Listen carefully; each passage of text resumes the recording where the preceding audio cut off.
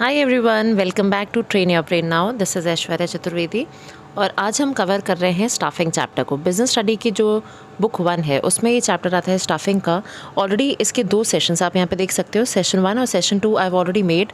और ये आपको क्लास 12th करके जो प्लेलिस्ट है जिसमें सारे सब्जेक्ट्स के जो मेजर मुझे लगते हैं इंपॉर्टेंट कंसेप्ट है, इंपॉर्टेंट मैटर है, वो मैं वहाँ पे वीडियोस आपके लिए अपलोड करती हूँ। तो 2 सेशंस हमने इसके ऑलरेडी कवर कर लिए हैं।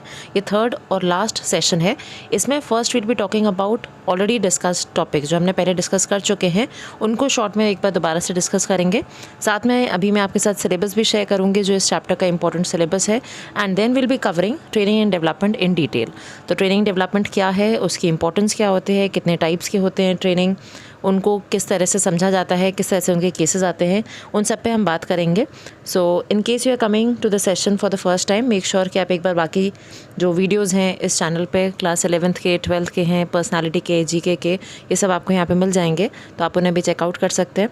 So we are going to start with staffing now. Staffing basically जो होता है एक मैनेजरियल फंक्शन है। मैनेजरियल मतलब मैनेजर्स जो हैं वो इस काम को करते हैं और आपके ऑर्गेनाइजेशन में जो भी लोग हैं उनको कैसे हायर करना है, क्या प्रोसेस रहेगा। क्योंकि आपको पता है किसी भी ऑर्गेनाइजेशन में अगर हम प्रैक्टिकली देखें तो लोग एक जगह ही रुके नहीं रहते, people come and also they leave. तो कभी कभी ऐसा होता है कि लोग ऑर्गेनाइजेशन को छोड़ देते हैं या उन्हें हटा दिया जाता है।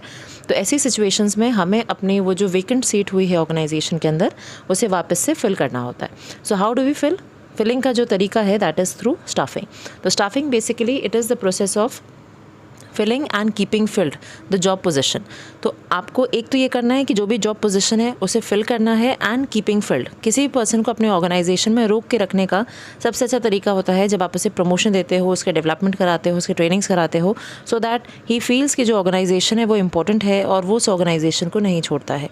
तो आपके लिए ज़रूरी है कि आप अपने ऑर्गेनाइजेशन में अपने जो आपके प्रिंसिपल असेट हैं दैट इज़ दी HR, उनको रोक के रखें, उन्हें अल्योर करें, उन्हें मोटिवेट करें।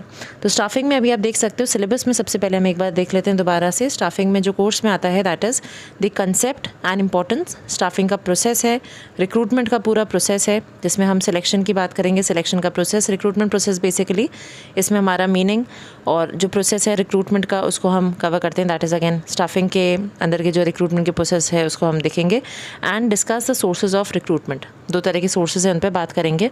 And lastly we'll be talking about training and development जिसमें उसका कंसेप्ट की बात होगी, मेथड्स ऑफ ट्रेनिंग क्या क्या है, ऑन द जॉब है, ऑफ द जॉब है, उस पर डिस्कशन करेंगे। थोड़ा सा मैं आपको बता दूं on the job of the job क्या होता है। ऑन द जॉब इज़ कि जब it is learning by doing, मतलब learning while doing, that means कि आप काम सीख भी रहे हो और साथ में आप काम को एग्जीक्यूट भी कर रहे हो। मान लीजिए कि सुबह आप ऑलरेडी क्लासेस लेते हैं, कहीं पे आप पढ़ाते हैं, आप पढ़ाई करते हैं और शाम को आप जाकर कहीं पे लेक्चर्स दे रहे हैं। तो यहाँ पे आप पढ़ाई भी कर रहे हो, साथ साथ आप अपना जो भी आपने पढ़ा है उसको कहीं और पे किसी और को पढ़ा रहे हैं। तो आप लर्न भी कर रहे हैं एंड आप उसकी एग्जीक्यूट भी कर रहे हैं, आप उसके पैसे भी कमा रहे हैं। तो ट्रेनिंग भी हो रही है, साथ साथ आप you are also working. Learning before doing is off the job, मतलब पहले आपने सीखा उसके बाद आपने जॉब प्रोफाइल को एक्सेप्ट किया, जैसे यूजुअली हर कोई करता है। पहले आपकी पढ़ाई होती है and once you are pro and through with it, फिर आप किसी ऑर्गेनाइजेशन में, किसी कंपनी में आप अपनी जॉब को एग्जीक्यूट करते हैं। तो ये सारे टॉपिक्स जो आ रहे हैं इनको हम कवर करेंगे। मेजॉरिटी हमने ऑलरेडी कर लिए हैं, 2 सेशंस आपके कवर्ड हैं, आप चाहें तो वहाँ से उन्हें ज़रूर देख लीजिएगा। स्टाफिंग इंपॉर्टेंट चैप्टर है। जब CUET के एग्ज़ाम की बात करें या हम क्लास 12th के सिलेबस को भी देखते हैं तो स्टाफिंग मेजर चैप्टर है जिसको आपको बहुत अच्छी तरह से करना है और बहुत ही ईजी, बहुत ही इंटरेस्टिंग चैप्टर है। चलिए बात करते हैं, जो चीज़ हमने ऑलरेडी डिस्कस कर ली हैं उसकी थोड़ी चीज़ें इंपॉर्टेंट जो हैं वो मैं आपके साथ अब करूँगी। दैट इज़ स्टाफिंग का सबसे पहले प्रोसेस। स्टाफिंग के प्रोसेस में सबसे पहला जो स्टेप होता है that is estimating manpower requirement, then we have recruitment, selection, placement and orientation and training and development. अब इसके आगे भी हैं, पहले इन्हें देख लेते हैं। Estimating manpower requirement, decide करना कि भाई कितने लोग चाहिए। आपको ये भी देखना है कि आपके ऑर्गेनाइजेशन में लोग बहुत ज़्यादा नहीं हो और अंडर स्टाफ भी नहीं होने चाहिए। So people should be optimally staffed. और ये भी डिसाइड करना होता है कि भाई कितने लोग चाहिए और किस टाइप के, दैट मीन्स विच क्वालिफिकेशन। तो इसमें हमारी वर्कलोड और वर्कफोर्स एनालिसिस पे हम काम करते हैं। Second step is recruitment. Here we find out the way of attracting people to our organization.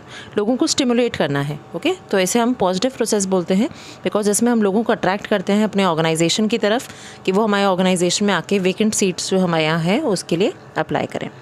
Next is selection. अब मान लीजिए बहुत सारे लोगों ने अप्लाई किया but job position vacancy is only 5, so we need to hire only 5 people.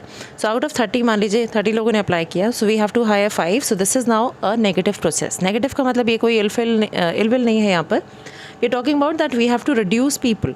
तो एक सिलेक्शन का प्रोसेस होगा, एक तरीका होगा जिससे हम अनफिट कैंडिडेट्स को हटाएंगे और फिट कैंडिडेट्स की तरफ पहुंचने की कोशिश करेंगे। Then we have placement and orientation. अब जिस भी एम्प्लॉय को हमने सेलेक्ट कर दिया, we have to place that person on the right job. जिस जॉब के लिए हमने उसे सिलेक्ट किया था वहाँ पे उसे प्लेस करना, उसकी जॉब प्रोफाइल के बारे में उसे बताना, उसे ओरिएंट करना, दैट मीन्स अगेन इंट्रोड्यूस करना, फेमिलराइज करना उसे बाकी लोगों के साथ, उसके सीनियर जूनियर जो ऑर्गेनाइजेशन के रूल्स एंड रेगुलेशंस है उनसे ओरिएंटेशन करना। And then we have training and development. Training और डेवलपमेंट का मतलब होता है कि आप लोगों को सिखाओ as per the work. Training खासतौर से आपके वर्क रिलेटेड होता है, जो जॉब है उससे रिलेटेड होता है, वेयर एज डेवलपमेंट जो होता है वो ओवरऑल ग्रोथ होती है। तो अगर देखा जाए तो ट्रेनिंग एक नैरो पर्सपेक्टिव पे बात करता है, क्योंकि वो सिर्फ आपकी जॉब से रिलेटेड जो आप काम कर रहे हो उसी पे आपकी एफिशिएंसी को इन्हांस करने की कोशिश करता है, तो आपकी स्किल्स को इन्हांस करता है। वेयर एज डेवलपमेंट जो है वो आपकी ओवरऑल पर्सनालिटी को ग्रो करता है। इसके बाद जो नेक्स्ट स्टेप आता है that is performance appraisal. We also have to check the performance. जो भी एम्प्लॉयज़ हमारे ऑर्गेनाइजेशन में काम कर रहे हैं, हमें ये देखना है कि उनकी जो परफॉर्मेंस है वो करेंटली जो उनकी परफॉर्मेंस है और जो उनकी पास्ट परफॉर्मेंस है उसमें इम्प्रूवमेंट होना चाहिए एज़ पर द स्टैंडर्ड। तो आपकी पुरानी परफॉर्मेंस को नई परफॉर्मेंस के साथ एंड नई परफॉर्मेंस को स्टैंडर्ड के साथ we constantly compare it, so that हम आपकी जो प्रॉपर परफॉर्मेंस है उसको जज कर सकें। तो दैट इज़ अप्रेजल। आप अप्रेज करते हो, आप चेक करते हो, वैल्यूएट कर रहे हो performance of your subordinates. After that is done, then we have to promote and career planning. Nobody is going to join an organization जहाँ पे उसकी जो growth है वो stagnant हो जाए. Everybody is aiming for some growth, some kind of career advancement. तो career advancement का जो option होता है वो आपको promotion और career planning में दिखता है. Whenever you are going to join an organization, you will find, or you have already joined an organization, you will see कि आप उस organization को join कर रहे हो जहाँ पे आपको एक प्रमोशंस और करियर ग्रोथ दिख रही है. ओके, नो मैटर, हो सकता है सैलरी में इंक्रीमेंट हो सकता है वर्क में इंक्रीमेंट हो, आपका जो रिस्पॉन्सिबिलिटीज़ हैं वो इंक्रीज़ कर दी जाएँ, किसी भी तरह का जो प्रमोशन होता है उसकी तरफ ही लोग आगे बढ़ते हैं. And that is what motivates employees to work better in the organisation. And the last step in the staffing process is compensation. So we have to get reimbursed. आपको पैसा चाहिए, आपको जो भी आपने सर्विसेज दिए, एफर्ट्स दिए ऑर्गेनाइजेशन के लिए. Every employee, every asset of the organization, here we are referring to HR, wants to get some money in return. तो जो कॉम्पनसेशन होता है वो आपके दो तरह से हो सकते हैं. It can be direct financial और नॉन फाइनेंशियल, और इट कैन बी अगेन दो तरह के और जो हैं, that is time based and performance based. Time based का मतलब होता है कि आपने जितने टाइम के लिए काम किया, 1 डे, क्वार्टरली या 15 डेज़ आपने काम किया या मंथली आपने काम किया. यूजुअली आप देखो ऑर्गेनाइजेशंस में मंथली बेसिस से हम पेमेंट करते हैं. Second option is on the basis of the performance. आपने कितने यूनिट्स मैन्युफैक्चर किए या आपने कितने यूनिट सेल आउट करे, तो जो आपकी परफॉर्मेंस है उसके बेसिस से जब हम मनी पे करते हैं. Next thing that we are talking about the sources of recruitment. Again ये डिटेल में मैंने आपके लिए सेशन 2 में कवर करा हुआ है, पर थोड़ा सा हम बात कर लें सो दैट हम ट्रेनिंग और डेवलपमेंट को और ईजिली समझ पाएंगे, आप चैप्टर को रिलेट कर पाओगे. तो जब हम सोर्सेज ऑफ रिक्रूटमेंट की बात करें, रिक्रूटमेंट जैसे मैंने आपको अभी बताया कि बहुत सारे तरीके हैं जिसके थ्रू हम लोगों को अट्रैक्ट कर रहे हैं, हम स्टिमुलेट कर रहे हैं भाई हमारे ऑर्गेनाइजेशन में आके कोई अप्लाई करे. ठीक, तो अप्लाई करने के 2 मेजर तरीके हैं. वन इज़ इंटरनल, दूसरा इज़ एक्सटर्नल. इंटरनल मतलब ऑर्गेनाइजेशन के अंदर से ही हम लोगों को स्टिमुलेट करें कि भाई वो आके इस पोस्ट के लिए अप्लाई करें. एक्सटर्नल इज़ ऑर्गेनाइजेशन के बाहर जो लोग एम्प्लॉयड हैं या कहीं और काम कर रहे हैं या वेकेंट हैं, मतलब दैट मीन्स कि उनको अभी कहीं पर जॉब नहीं मिली है, तो वो लोग हमारे ऑर्गेनाइजेशन में आके अप्लाई करें. जब इंटरनल की बात होती है तो इंटरनल में अगेन 2 तरीके होते हैं. One is transfer, the other one is promotion. Transfer क्या होता है कि जो आपके ऑर्गेनाइजेशन में मान लीजिए कोई एक डिपार्टमेंट में है, उस डिपार्टमेंट से हमने उसे शिफ्ट करके दूसरे डिपार्टमेंट में कर दिया, या कोई मॉर्निंग शिफ्ट में वर्क करता है उसको हमने इवनिंग शिफ्ट में ट्रांसफ़र कर दिया, या कोई एक जॉब में है उसको हमने दूसरी जॉब पे शिफ्ट कर दिया. तो जब भी कोई ट्रांसफ़र करता है उससे भी आपका, हम इसे इंटरनल रिक्रूटमेंट कहते हैं. साथ में दूसरा ऑप्शन इज़ प्रमोशन. प्रमोशन होता है जब आप एक लोअर जॉब से एक पर्सन को हायर जॉब पे ले आओ. तो प्रमोशन जो है वो बेसिकली आपका एक वर्टिकल शिफ्ट है, क्योंकि आप लोअर से हायर की तरफ जा रहे हैं, और जो ट्रांसफ़र है वो हॉरिजॉन्टल है, because there is no change in salary or any substantive change in salary or your work. बहुत ज़्यादा चेंज इसमें नहीं होता है. प्रमोशन में आपका काम भी बढ़ेगा, अथॉरिटी बढ़ेगी, सैलरी बढ़ेगी, जो बेनिफिट्स हैं, जो फैसिलिटीज़ हैं, वो सब जो है वो इंक्रीज़ हो जाएंगे. ट्रांसफ़र भी देखिए जब करा जाता है एक ऑर्गेनाइजेशन में, उसके बहुत सारे रीज़न होते हैं। बहुत बार हम अपने एक एम्प्लॉय को ट्रेन करना चाहते हैं हायर जॉब के लिए, then we do transfer so that वो 4-5 काम सीख जाए। बहुत बार किसी एम्प्लॉय को कहीं पे कुछ इश्यूज़ आ रहे हैं, ग्रीवेंसेस हैं, प्रॉब्लम्स हैं डिपार्टमेंट के अंदर, एक शिफ्ट के अंदर, देयरफॉर हम उसका चेंज करते हैं। या बहुत बार ऐसा भी हो सकता है किसी डिपार्टमेंट में बहुत ज़्यादा लोग हैं तब हम उन्हें शिफ्ट कर रहे हो। नेक्स्ट जो हम बात करेंगे दैट इज़ एक्सटर्नल सोर्सेज। तो एक्सटर्नल सोर्सेज जब हम यूज़ करते हैं उसका सबसे अच्छा फ़ायदा ये होता है कि हमारे पास नए टैलेंट आते हैं, फ्रेश टैलेंट ऑर्गेनाइजेशन को एंटर करते हैं। बहुत ज़्यादा कंपटीशन बढ़ जाता है जब भी हम बाहर से किसी को लेके आते हैं, नए तरीके आते हैं, न्यू आइडियाज़ आते हैं, और हमारे ऑर्गेनाइजेशन के अंदर भी जो वर्किंग एनवायरनमेंट है वो बेटर हो जाता है। अब कौन से तरीके होते हैं? डायरेक्ट रिक्रूटमेंट है। इसमें क्या होता है, नोटिस बोर्ड बाहर लगाते हैं और उसको देख के लोग पढ़ के ऑर्गेनाइजेशन के अंदर आते हैं, अप्लाई करते हैं। कैजुअल कॉलर्स है, विच मीन्स कि आप अपने जो रिज्यूम्स हैं उन्हें ऑर्गेनाइजेशन में, जो भी कंपनी है या कोई ऑर्गेनाइजेशन है उसमें आप डिपॉजिट करते हो। As and when they require वो उसे कॉल करते हैं, सॉलिसिट करेंगे और फिर आपको बुलाकर आपको जॉब देते हैं अगेन सिलेक्शन के बाद। एडवर्टाइजमेंट है, आप एड्स कर सकते हैं। एम्प्लॉयमेंट एक्सचेंज है, गवर्नमेंट बॉडी है जहाँ पे आप अपने रिज्यूम्स को, बायोडेटा को सबमिट करते हो, उनका टाइप रहता है कंपनी के साथ, एंड देन वो as and when required call करते हैं या आपके जो रिज्यूम्स हैं उन्हें सेंड कर देते हैं to these companies. Placement agency more or less similar work as an employment exchange, but these are private organizations and they usually hire middle and higher level jobs. Then we have campus recruitment. The last year और the final year students के लिए jobs directly आपको avail हो जाती हैं। आपकी organisation में, आपकी इंस्टीट्यूशन में कंपनीज आती हैं, हायर करती हैं एंड उनको फ्रेश टैलेंट मिलता है। रिकमेंडेशन ऑफ एम्प्लॉयज़, जो आपके ऑलरेडी एग्जिस्टिंग एम्प्लॉयज़ हैं वो रिकमेंड करते हैं अपने फ्रेंड्स, फैमिली या जिनको वो जानते हैं, जो उन्हें लगता है कि अच्छा एम्प्लॉय है इस पोस्ट के लिए, वो आ सकता है। Labour contractor basically construction work से रिलेटेड है। Then we have web publishing, online जो तरीके होते हैं, and advertising on television. So there number of sources, इनके अलावा भी बहुत सारे सोर्सेज हैं। हमारे CBSE के सिलेबस में यही मेजरली कवर हो रहे हैं, तो इनको आप ध्यान से देख लीजिएगा, एक बार और देख सकते हैं। Any point you not sure or any question that you are not able to answer, make sure that you mention in the comment box, I will look for that. So overall this is the types of recruitment. We have sources of recruitment which are internal and external. एक बार selection process को भी देख लेते हैं। ये भी हमने again detail में सेशन 2 में आपको कवरिंग मिल जाएगी उसकी, और मैं यहाँ पे उसका लिंक भी शेयर कर दूँगी, आप उसे भी देख सकते हैं। सबसे पहला स्टेप आता है प्रीलिमिनरी स्क्रीनिंग। जैसे अभी हमने पूरा देखा था स्टाफिंग प्रोसेस में, so we had first was estimating manpower requirement, then we had recruitment और सिलेक्शन। तो ये जो सिलेक्शन है इसका फर्दर पूरा डिस्क्रिप्शन आपको मिलेगा, सिलेक्शन का पूरा प्रोसेस है। सबसे पहले आता है प्रीलिमिनरी स्क्रीनिंग, मतलब आपको स्क्रीनिंग करनी है, आपको चेक करना है कि जितने भी सिलेक्शन के लिए हमारे पास फॉर्म्स आए हैं उनकी सारी रिक्वायर्ड इन्फॉर्मेशन को हमें चेक करना कि सारी रिक्वायर्ड इन्फॉर्मेशन प्रॉपर्ली भरी है कि नहीं। मान लीजिए आपने किसी कॉलेज के लिए अप्लाई किया, आपने किसी जॉब के लिए अप्लाई किया, वहाँ पर उसमें they was due for your class 12th result, और वो आपने वहाँ पे नहीं मेंशन किया, तो हो सकता है उसके बेसिस से वो आपको रिजेक्ट कर दें, या आपका एड्रेस मांगा गया है, या आपकी क्लास 10th की परसेंटेज मांगी गई है। So whatever are the essential requirements that they have to verify.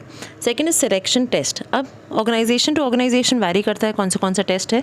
We have number of test है, ट्रेड टेस्ट है, एप्टीट्यूड टेस्ट है, then we have personality test, intelligence test. So number of test are there, उनको भी हम execute करते हैं as per the requirement, and then we find out what are the clues जो हमें चाहिए, उस तरह के क्लूज़ उस पर्सन के अंदर शो हो रहे हैं या नहीं।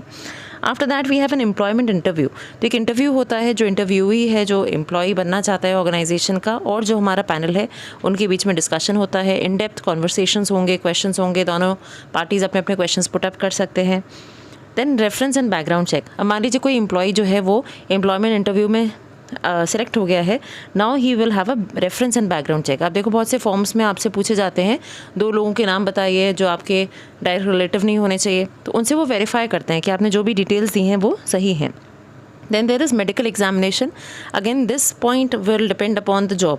कुछ जॉब्स में आपके मेडिकल एग्जामिनेशन करा जाता है, कुछ जॉब्स में नहीं करा जाता है, this varies. Then we have job offer, and lastly is contract of employment. Job offer, organisation अपने एंड से आपको ऑफर देता है कि ये सारी फैसिलिटीज़ हम आपको प्रोवाइड कर सकते हैं, and then once you are sure of that, तो आप उसे साइन करके कॉन्ट्रैक्ट को पूरा करते हो।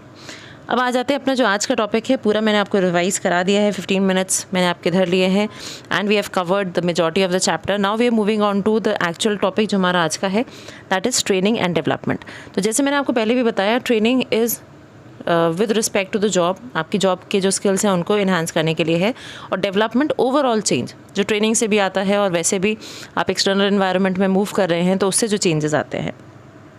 So the rapid changes taking place during the last quarter century in a highly sophisticated and complex society have increased pressure for the organization to readapt the products and services produced, the manner in which the products and services are produced, and offered, the types of jobs required and types of skills necessary to complete these jobs. So we all know कि organizations अब ऐसा नहीं है पुराने time में जैसे चलते थे, ऐसा नहीं है. There's a lot of change, new technologies are coming up, हर तरह में हमें compete करना है, companies बहुत ज़्यादा बढ़ गई हैं, बहुत ज़्यादा competition है. So we have to train our employees for the best. तो ट्रेनिंग करने की ज़रूरत इतनी ज़्यादा हो गई है कि अगर आपने ट्रेन नहीं करा तो हो सकता है चाहे आपके पास कितने अच्छे एम्प्लॉयज़ हों, कितना अच्छा आपका आइडिया हो कंपनी का, that all will fail. So we have to work here. Okay, so thus a job becomes more complex, the importance of employee training has increased. So अगर आपको अपनी जॉब को अच्छा कराना है, अपने जो भी आपके सारे मिशन और विजन ऑब्जेक्टिव्स हैं उनको अगर आप अचीव करना चाहते हो, you have to work on the employee training. ये सबसे ज़्यादा इंपॉर्टेंट एस्पेक्ट होता है एक ऑर्गेनाइजेशन के अंदर कि आप अपने एम्प्लॉय की लर्निंग के लिए, अपने एम्प्लॉय की डेवलपमेंट के लिए क्या कर रहे हैं. सो ट्रेनिंग एंड डेवलपमेंट आप देख भी सकते हो, मैंने यहाँ पे ये जो पिक्चर शेयर करी है उसमें ये लिखा हुआ है कि बहुत सारे लोग जो हैं वो बैठे हुए, एक तरह से आप इसे आइडेंटिफाई कर सकते हो, and they all are sitting and learning. तो आप सिर्फ जब ग्रुप में होते हो तो भी लर्न करते हो, आप इंडिविजुअली किसी मशीनरी पे वर्क करे हो देन ऑल्सो ये लर्निंग. सो लर्निंग के भी बहुत सारे तरीके हैं.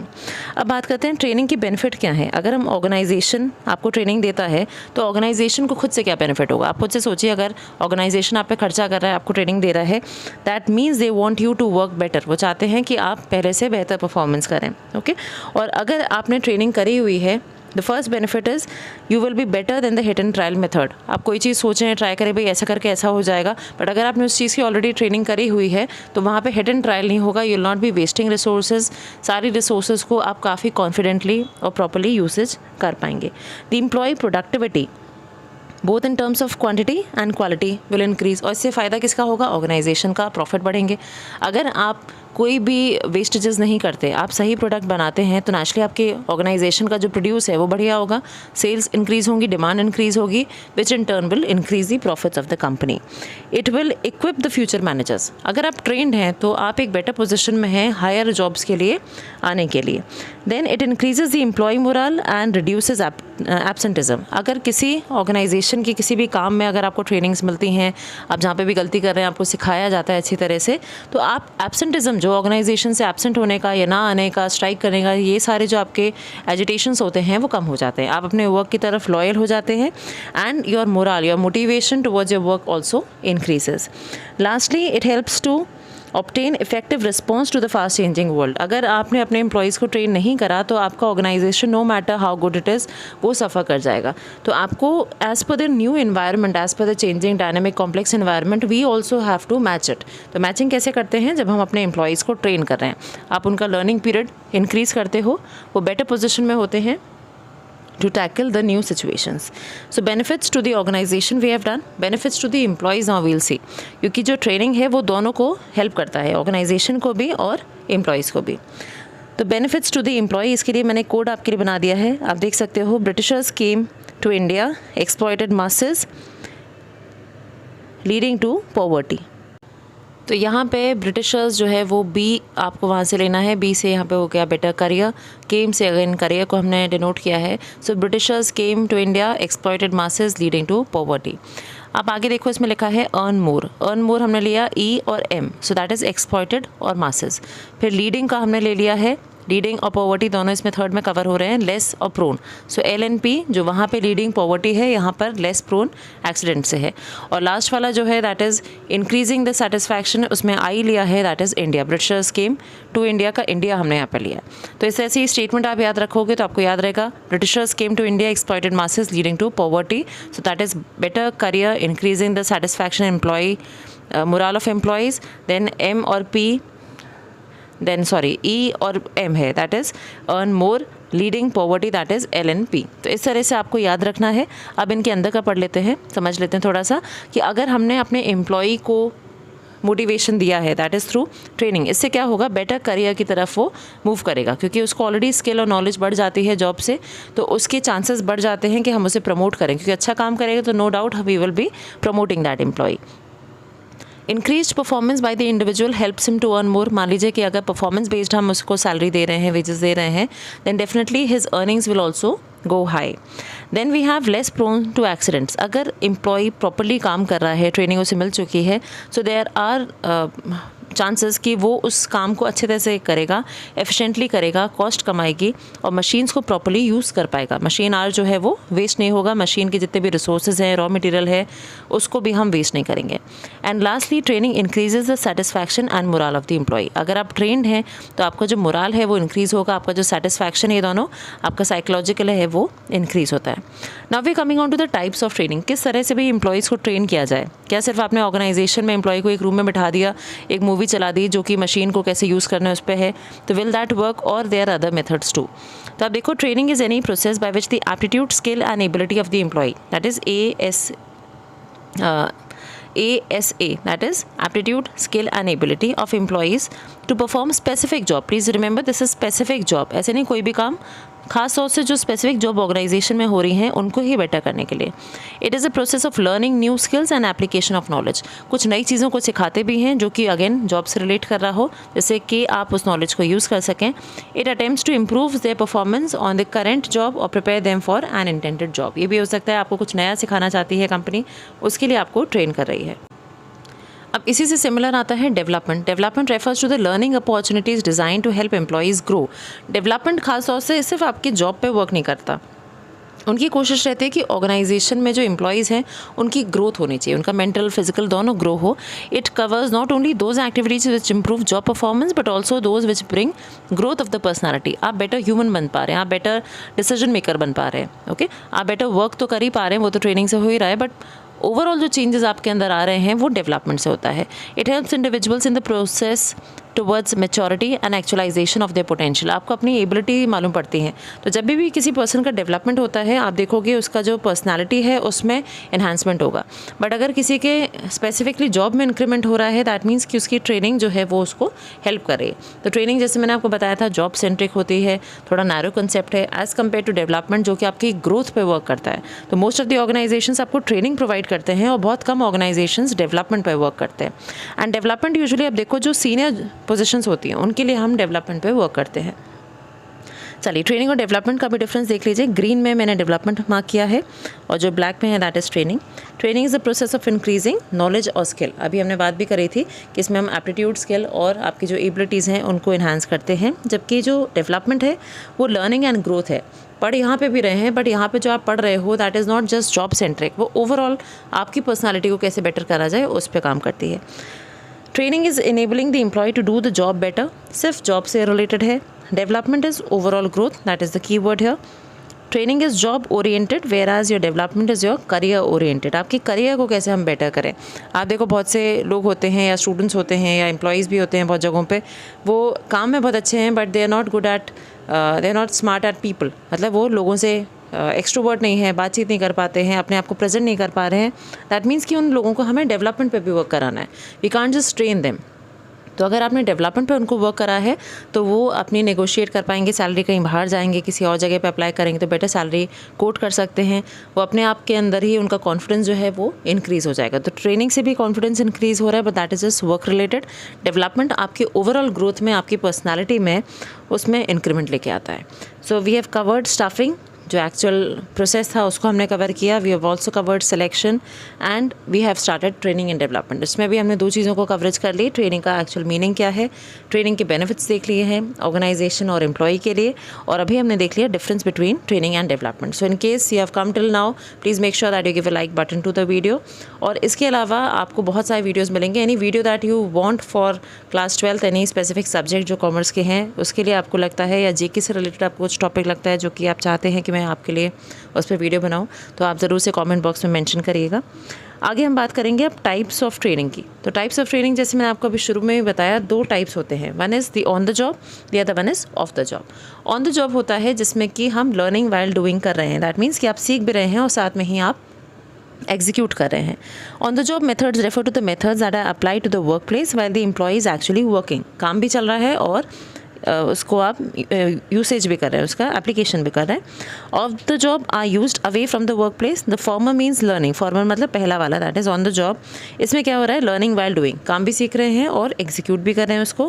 While the latter means learning before doing. तो बहुत सी आप देखो ऑर्गेनाइजेशंस होते हैं, इंस्टीट्यूशंस होते हैं, उसमें क्या करते हैं कि जो बच्चे फाइनल ईयर में हैं वो अपनी पढ़ाई भी कर रहे हैं और साथ साथ समर जो टाइम होता है, वेकेशंस होते हैं, उसमें आपको इंटर्नशिप करनी होती है, दिसंबर में जो टाइम पीरियड होता है उसमें होता है। तो आप कंपनी में जाके काम भी कर रहे हैं, आपको उसका स्टाइपेंड भी मिलता है एंड साथ साथ आप ऑर्गेनाइजेशन के अंदर वर्क भी कर रहे हैं and you are again a student in the institution. तो आप दोनों जगह एक तरह से काम चल रहा है, सो that is on the job. Of the job जो अगेन बहुत सारे स्कूल्स में होता ही है, कॉलेजेस में होता है कि पहले आप पूरी अपनी पढ़ाई पूरी करते हैं और उसके बाद आप किसी कंपनी या किसी पोस्ट के लिए अप्लाई करते हैं, वहाँ पे आपका सिलेक्शन हो जाता है and then you start working there, so that is off the job.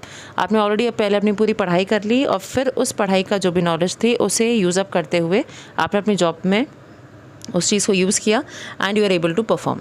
So on the job and off the job बहुत ज़्यादा डिफरेंस नहीं है, बस ये ध्यान आपको रखना है कि ऑन द जॉब में आप लर्निंग वाइल डूइंग दोनों काम करेंगे, आप पढ़ेंगे भी और आप अपनी परफॉर्मेंस को भी एग्जीक्यूट करेंगे। ऑफ द जॉब इज़ कि आप पहले पढ़ेंगे उसके बाद डूइंग, डूइंग का यहाँ पे मतलब काम से है, जो भी आप जॉब कर रहे हो उसको आप उसके बाद करोगे, पहले काम को सीखोगे और उसके बाद आप काम को एग्जीक्यूट करोगे। अब ऑफ द जॉब में वेस्टिब्यूल ट्रेनिंग पे हम खास तौर से बात करेंगे, वो क्या होता है उस पर भी अभी आते हैं। वेस्टिब्यूल पहले मैं आपको थोड़ा सा बता दूं, बेसिकली वो काम होते हैं जो कि थोड़े से टफ है ऑर्गेनाइजेशन में। तो उसके लिए हम क्या करते हैं, आपको पहले डमी मशीन्स पे ट्रेन करते हैं। We train you on the dummy machines, once we think कि आप उसमें प्रो हैं, आप सीख गए हैं, then we transfer you to the actual machine. तो यहाँ पे पहले टाइप्स ऑफ ट्रेनिंग को मैं आपको बता दूँ। सबसे पहले जो आ रही है दैट इज़ अप्रेंटिसशिप प्रोग्राम, ये ऑन द जॉब है। On the job apprenticeship, spelling भी देख लीजिएगा एग्ज़ाम में, अगर आप बोर्ड के स्टूडेंट हैं तो आपको लिखने के लिए आएगा, CUET है तो कोई दिक्कत है ही नहीं। So put the trainee under the guidance of a master worker. इसको मैं पहले आपको समझाती हूँ कोई नॉर्मल एग्जांपल से। मान लीजिए कोई कारपेंटर है और आपके घर पे आता है काम करने के लिए, या कोई इलेक्ट्रीशियन आपके घर पे काम करने के लिए आता है, तो आप देखो यूजुअली उसके साथ में एक और एम्प्लॉई आता है जो उसकी हेल्प करता है हर चीज़ में, सामान उठा के देना रखना। That person basically is the trainee, ठीक है, जो साथ में आ रहा है। और जो मेन वर्कर है that person is the trainer. तो वो उसे सिखा भी रहा है और ऐसा भी हो सकता है कि काम अब जल्दी करना है तो उसने बोला कि इलेक्ट्रीशियन है तो दूसरे रूम में जो फ़ैन फिट करना है वो तुम कर दो। तो इस तरह के जो काम है वो अपने वो जो सबऑर्डिनेट है जिसको लेके आया है ट्रेनी को, उसको काम दे सकता है। तो ये अप्रेंटिसशिप खास तौर से उन लोगों के लिए है जिसमें एक मास्टर वर्कर होता है। तो जो मैंने आपको बताया मेन इलेक्ट्रीशियन जो है या मेन कारपेंटर है, he is the master worker. और ये किस तरह के काम होते हैं, हायर लेवल ऑफ स्किल। ऐसा नहीं कि कोई भी इस काम को कर लेगा, वी नीड स्किल बेस्ड होना इसमें ज़रूरी है। Seeking to enter skill jobs, जैसे कि इसमें देखिए एग्जाम्पल लिखा भी है, प्लम्बर है, इलेक्ट्रीशियन, आयरन वर्कर, इस तरह के। दूसरा आता है इंटर्नशिप ट्रेनिंग, जो मैं आपको अभी एग्जांपल दे रही थी कि जो कॉलेज में बच्चे होते हैं, जो फाइनल ईयर के स्टूडेंट्स हैं, वो लोग इंटर्नशिप्स करते हैं, अपनी कंपनी में जाके तैयारी करते हैं, समझते हैं जो भी आपने नॉलेज गेन करी है उनको यूज़ अप करते हैं ऑर्गेनाइजेशंस के अंदर, प्रोजेक्ट्स बनाते हैं, उस पर अपनी इंटर्नशिप पूरी करते हैं, चीज़ों को रेफ़र करके लाते हैं एंड उसके बाद वापस से उनकी पढ़ाई शुरू हो जाती है। फिर 4 महीने का ब्रेक हुआ, फिर पढ़ाई पूरी करके देन अगेन आप ऑर्गेनाइजेशन में इंटर्नशिप करें, फिर अपनी पढ़ाई को पूरी करें। तो ऐसे बीच बीच में आपको इंटर्नशिप्स करनी होती हैं। So these internships basically are your on the job training. तो बहुत से लोग इंटर्नशिप करते हैं बट उन्हें शायद ये चीज़ का आइडिया नहीं होता है कि जो इंटर्नशिप है वो आपकी ऑन द जॉब ट्रेनिंग को ही हाईलाइट कर रहा है। तो ये आपको पता होना चाहिए। फिर जो मेन आता है ऑफ द जॉब में, that is vestibule, the one which I was telling you. तो इसका भी सबसे इजी एग्जांपल अगर आपको याद करना है तो जैसे कार पे अगर कोई कार सीखना चाहता है तो उसके लिए पहले आपको बेसिक मॉडल पे काम सिखाया जाता है, ओके। एंड तो आपको पहले कार से रिलेटेड जनरल इन्फॉर्मेशन दी जाएगी, 1-2 प्रेजेंटेशन दिखाए जाएंगे, फिर आपको जो बेसिक मॉडल है उस पर सिखाया जाएगा, जो ऑर्गेनाइजेशन के अंदर ही उन्होंने बना रखा होगा उस पर सिखाएंगे, डमी जो मशीन्स हैं। उसके बाद they will take you on the road और वहाँ पे सिखाएंगे। तो ये प्रॉपर तरीका होता है। तो कोई भी मशीन जो टफ़ होती है, आपको पता है कि भाई यहाँ पे एक्सीडेंट्स के चांसेस ज़्यादा हैं, so we always go for the off the job method. आप पहले उन्हें सिखाते हैं, उस चीज़ पर काम सिखाते हैं and once we know that the person is able to do it, तभी हम उसे जो एक्चुअल मशीनरी है, जो वर्क है, उस पे हम उसे लेके जाते हैं।